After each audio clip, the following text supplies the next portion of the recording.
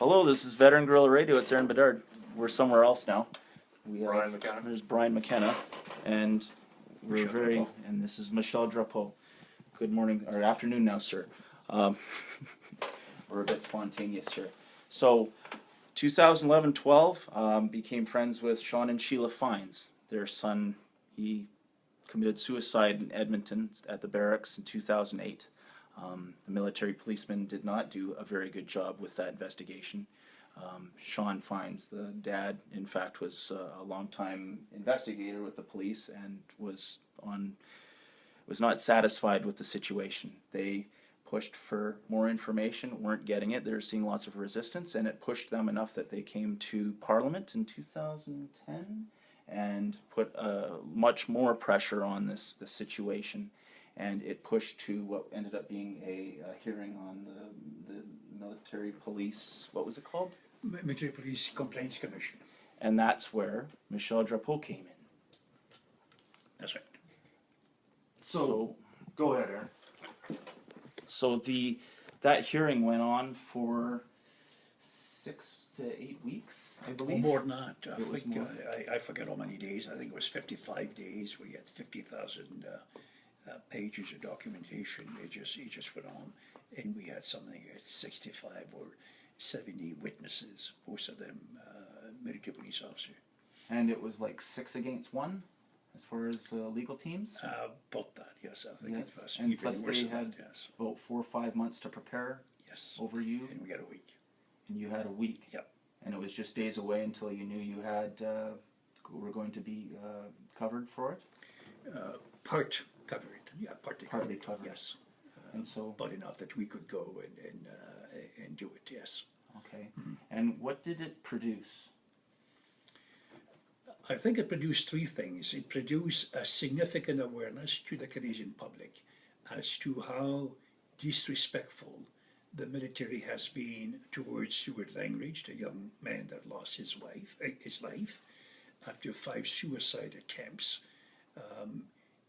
They basically consider him less than you consider a basic recruit coming in the first day. He was given no respect, no leeway whatsoever. He was disciplined every step of the way. He was living as a defaulter in the last days of his life, given menial tasks to do, showing no respect to his medical employment limitation, no respect to the fact that if he would return to his unit, he said he would kill himself, and he did. No respect to him when he passed. His body was left hanging for something like 6 hours. His suicide note was not communicated to his folks until 14 months after, and on and on and on. So absolutely no respect to him as a soldier, as someone who served both in Bosnia and Afghanistan. The treatment that was extended to his family was also below par, by a long shot. They received news of his passing by phone. The padre came in like midnight, hours after that was done. When the parents showed up at the unit, they appointed as a next of kin his former girlfriend, despite the fact that legally mom and dad were the next of kin. They didn't get a copy of his will until months after, because it was lost behind a filing cabinet, and I can go on and on and on. Right. His material was not turned over to the family. There was a missing sword that he took as a family heirloom. His truck or his Jeep was damaged, and I could go on. The parents had to go to and retain civilian counsel in order to change the death certificate that it be correctly state his marital status, which was single, his address at the time of death, and so on. They paid, I forget, $10,000 or $12,000 that they've asked the military, who were responsible for this mistake, to reimburse them. It never did. Ultimately, so that's the first thing that it did. The second thing is the Military Police Complaint Commission produced a outstanding first-class report, an exhaustive report in 4 or 5 volumes. The Provost Marshal, as you know, every one of those. In fact, his claim was we're doing everything fine. What the report has chronicled are things which is in the past. They has changed their modus operandi since then, and there was no reason to change anything. Some fundamental changes were asked to be done, including recognition that the military police were lacking in expertise and experience and skill, and they should have senior officers from civilian police forces come and join them and mentor them until they can attain a standard equivalent to a municipal police force. They've never put that in. The provost marshal basically paraded on the day that the report was shown, basically telling the world that everything was fine. Mr. and Mrs. Fine, because the report of the Board of Inquiry actually blamed Mrs. Fine for the passing of her son, because she would have had divorce when he was 4 or 5 years of age. I mean, the audacity of it just shocks the conscience of anybody. The minister agreed he was going to meet with the Fines in order to apologize in person to that. Well, Minister Kenny never did actually apologize, never met with them. He sent us a request to meet with them, like, I'll meet with them tomorrow, as if they could fly by missile from BC to here. So that wasn't possible. We have written to the new minister, reminding him of the commitment made by his predecessor. We've yet to heard from him. And we've written, I'd say about 9 months ago, we've yet to heard. The Kenny moment there, that was Yes. a year and a half, 2 years It ago was about now. 2 or 3 months before the election, so I'd say about a year, okay, that a year was a from, year. from now. Yeah. So that was a major disappointment. So I've been learned from that. From where I sit, I see other cases of other families, and the lesson haven't been learned. And the lesson haven't been learned because right when you're in the thick of it, when the media was awash with reports concerning the maltreatment of Stuart Langridge and the Fines, D&D, with this army of lawyers that they had and public affairs officers and so on and so forth, they've resisted and they pushed back every step of the way. At no time they said, oh, we made a mistake and military families deserve better, we're going to do better. So because they never put their mind to it that perhaps they need to improve, once the cameras were shut off and lights were shut off, they went back to their old tricks. Business as usual. And business as usual. So if another Stuart Langridge were to come down the road, I don't think there'd be any change to it. Sir, if I could ask you, in terms of any problem in the military, you got to understand the problem before you work on the solution. Do we know how bad the problem of suicide is today? Do we actually know what we're dealing with? Are you confident when you hear the numbers that those are the actual true numbers? But no, I'm not. Far from it. There's 2 sets of figures that I'd be interested in. The first set, I'll divide it. Certainly we want to know how many suicides has taken place among serving and retired members, right? And I don't really care if they're reservists or regular force. To me, they're people, and they're people in uniform. So whether somebody is serving in a reserve unit or a regular force unit matters not to me. And I think there is a requirement for us to follow through. So when somebody is retired, particularly in Afghan veterans or Bosnian veterans or even other people who may have had experience here in Canada, you follow it through just in case whatever experiences, bad experience they had while serving may be responsible in part or in whole for the suicide. You want to learn from it. Why? Because we want to save lives and we want to assist these individuals in the months leading up to their suicide. At least if they had the support of individual, particularly their former service, they might have survived. They might have been able to turn the corner. So that's the first thing. The second thing is to have a more humane and more sensitive and more enlightened response to those who potentially could become suicide victims. And I'm almost discouraged, almost because I'm an eternal optimist, discouraged about what I see. I see individuals that at the moment as they're serving, they're at the edge. I recognize that. They are at the edge, and the military at least in the case that comes to my attention, they don't see anything, they don't do anything that recognizes that these individuals are vulnerable, are fragile, and we need to change the manner in which we address them, and they don't. So very recently, I'm talking about weeks, I've had two individuals where not only myself, but my staff in here, we were genuinely concerned about the safety of those two individuals, one young man and one young woman. And we had to use every skill and everything that we had in our toolbox to make sure D&D understood and back off. Now, this is two. Are they the only two in the armed forces going through that? Obviously not. So the armed forces as a body, and from the leader down, does not have that sensitivity. This kind of radar says, are we doing something that could lead people to suicide?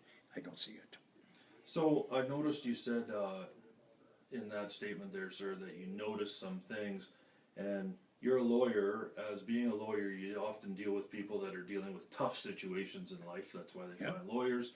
You've got the military experience behind you, and I know for me, when I've dealt with some of my soldiers that were in a tough place, I know what I recognized that I thought was a problem. So what kind of things can be recognized? Without naming specifics about these people, what makes you think about a person, we need to look after this person. They might be coming towards that place. You don't have to be a soldier to do that. If you're a mom or a dad, or if you're an adult, and if you care at least for a human being, you will know when somebody's behavior change from 1 month to the next, and all of a sudden becomes a heavy drinker, or becomes a discipline issue, or gets arrested because of violent outbursts, or because of self-harm. I mean, there's a number of signs that you say his behavior or her behavior is a total change, going from being an impeccable, disciplined, professional soldier to showing up late, or overindulging in alcohol, using non-prescribed drugs and so on. Those are the early signs. If your reaction is, I'm going to treat it like, or treat him or her as a teenager, and basically use discipline, to correct the performance. But that person, if he's 35 and 45, is not a teenager. It's almost as drinking, or abuse of substance, or being late, or being out of control, is a foretelling sign that something the matter. And your first reaction in today's sophisticated world should be, is there a medical issue here? But that's not what I see. What I see are people are being, at that occasion where they need assistance, and it's a cry for help. Often when they do that, he said, instead of having doctors taking a look and say, something the matter here, instead the use of discipline is unparalleled. So these individuals would be placed on counseling and probation. They'll be charged with summary trials or court-martial, and then this only makes matters worse. So do you feel, sir, that we maybe tried to use the discipline and the administration system to solve what should have been a heart problem, a medical problem, a care problem? Yeah, I don't think we're trying. I don't think we're even trying to solve it. We're trying to make the problem go away. So if we can release this individual on the 5F, which is I so often see someone who's been declared as being medically unfit to continue to serve because they have medical employment limitation and because they're in breach of the universality of service. And then whilst they're being processed for medical release, then they get a notice of intent to release under 5F or 2A. So the same individual that should go out and receive medical coverage both before leaving and being posted at GPSU, or that effect, and after, they're not. Fundamentally, they're being thrown to the wolves, and only that, worse than that, particularly if they get a 2A release, then they're branded with red iron, and nobody will ever hire them. They will never be themselves proud and happy of their service, and it works to detriment. So I don't know what's in the water or what's in the coffee at National Defense Headquarters, because more often than not, if not in all cases, those are military staff officers or staff personnel doing this to military. those are not civilians. We're eating our own. Yeah, they're not Russians, they're not Talibans. Those are Canadian Forces personnel, captains and warrant officers and various rank and colonels who make those decisions. In other words, screw this guy who's got a medical sheet as long as the arm that says he's suffering from PTSD or whatever. If he gets all the line, then we'll treat him as if he were a serving members and he's doing this willfully. Those who are sick and those who are abusing and those who are suffering from PTSD, they're sick. They're not doing this to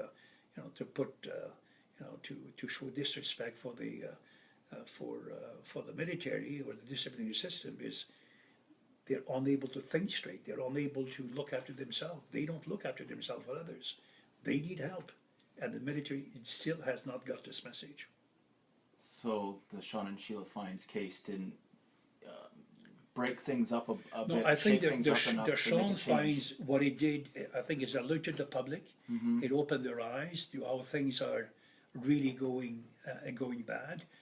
I don't know if the public realize now that very little has been done as a result of it. Through the passage of time and media fatigue, probably the military think that most people have forgotten about the fines. It's no longer part of our lexicon. Thank you, turn the page, and we're moving next door. So it's almost as if you need a new fines inquiry every second year or so just to keep it at the forefront. Now, to add to this, I think a change of government and a change of philosophy in government has not helped things. So all of the built-up that you had under the previous, when I say government, I don't mean the political aspect of it, but Parliament and various committee members and being sensitive to it. Now we have to start afresh.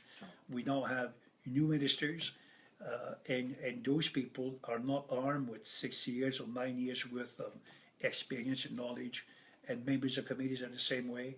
So you got to bring them, in order to bring them to the level of knowledge that their predecessor would have had, it's going to take us another 2 years to do that. We've got to start all over. Yeah.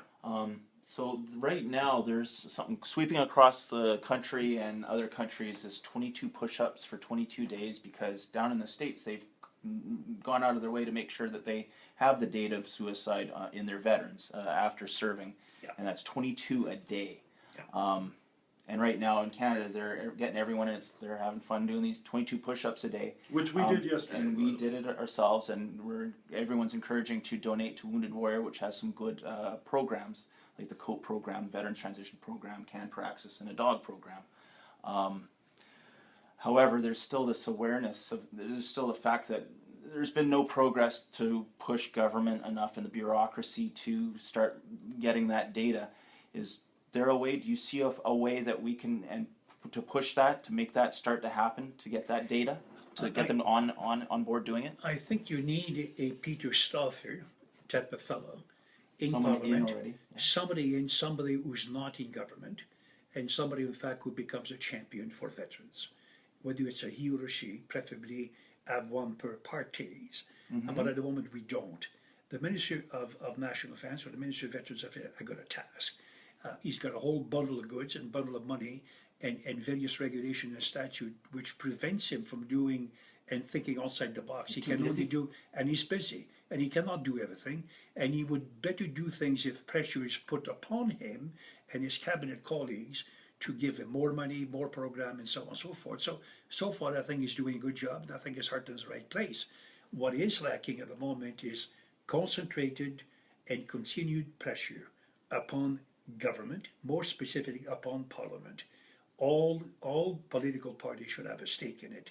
None of them have at the moment. I don't think there's pressure being put onto Parliament itself, and there's no other voice. There's nobody speaking for veterans as not only those who are injured and those who are going through a suicide things, but they're not. And the media is running through a type of fatigue because the message is diffuse and there's no progress in the story. There's no progress. There's a stonewall. So that's what you need. My argument for a good number of years now, I've argued that we should create a Veterans Commission, something independent from government, funded separately, and a sort of human rights commission or access information commission. Or we might have kind of a provide- census for veterans. and we could have that too, but basically a standalone, independent, objective. They come to the table and say, Parliaments, that's what we need. They report, they submit an annual report. Not filtered through the department. Not filtered through, and the Minister of Veterans Affairs has got a deputy minister who's named by the Prime Minister, reports to the Clerk of the Privy Council. They're limited by the Financial Administration Act, by every other act of Parliament, so on. They can only do what ultimately the Minister of Finance tells them what to do. They're part of the regime. I How don't much think it's would that bad. cost? I don't think costs any more than what you are doing now. The Veterans Affairs Department should be there as a service department, provide the service, but those who make the decision, those who report to Parliament, those who assess the program, those who argue and advocate for changes should be independent commission. Let that commission be a 3 or 4 or 5 or 6 commissioner picked from blue, and guys in fact who can call a spade a spade. We have integrity commission, we have all sorts of commission. We don't have, so a lot of government likes the way it is at the moment. At budget time, we throw in a bit more money, a bit more bones, and some of you guys may surface, may not surface, but in between parliaments and governments and so on and so forth, you're going to oblivion, and at the moment, the Veterans Affairs issues are getting off the radar. They're not front and center the way they were 14 or 16 months ago. So we're aware, sir, like you said, you got some tight timings here, and honestly, we appreciate the time you've given us so far. The last thing I want to ask you, and then I'll hand it back to Aaron, is most of the people that watch this, there's some advocates out there, but there's just some retired vets just trying to get on with their lives, and they stay in contact with their buddies. So just, maybe put the lawyer hat off for a second. Just as a veteran yourself, what do you advise other veterans do to be aware of suicide and just to keep an eye on our friends? Like, what should we be doing? Well, we are a democracy, and people, in fact, manage to political parties. That's where we need to get involved. Write letters to the editors, support people like yourself, or give time to yourself, and put yourself at risk in coming out and speaking. But I don't think of the 800,000 veterans I think we have at the moment, close to it.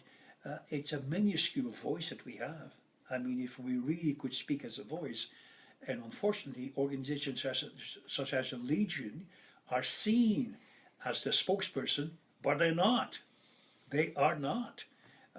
And so there's no body that is organized in any way that can speak forcefully and speak intelligently and also with a lot of credibility about veterans issue.